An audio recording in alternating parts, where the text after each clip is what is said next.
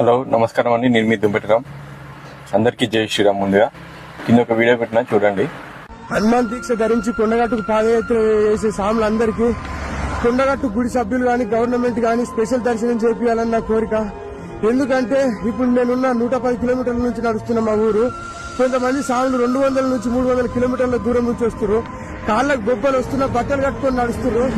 తిండి తిప్పలు లేక ఏడ అనుకుంటున్నామో తెలియక, ఎంత దూరం నడుస్తున్నామో తెలియక కష్టపడుకుంటూ నడుస్తున్నారు ఆ దేవుని మీద భక్తితోటి. చాలా మంది భక్తులు, ఆంజనేయ స్వామి భక్తులు, మాలేసుకున్న వారు స్వాములు ఎన్నో కిలోమీటర్ల నుంచి, 100 కిలోమీటర్ల నుంచి నడుచుకుంటూ వస్తున్నారు. ఖమ్మం నుంచి, భద్రాచలం నుంచి, ఆదిలాబాద్ నుంచి, వరంగల్ నుంచి ఎన్నో 100 కిలోమీటర్లు దాటి వస్తున్నారు. కానీ తీరా కొండగట్టు వచ్చినాక వాళ్ళకి అకామిడేషన్ లో ఇబ్బంది అవుతున్నది. అకామిడేషన్ ఇబ్బంది అవుతుంది, దాంతోపాటు దర్శనం కూడా లేట్ అవుతున్నది.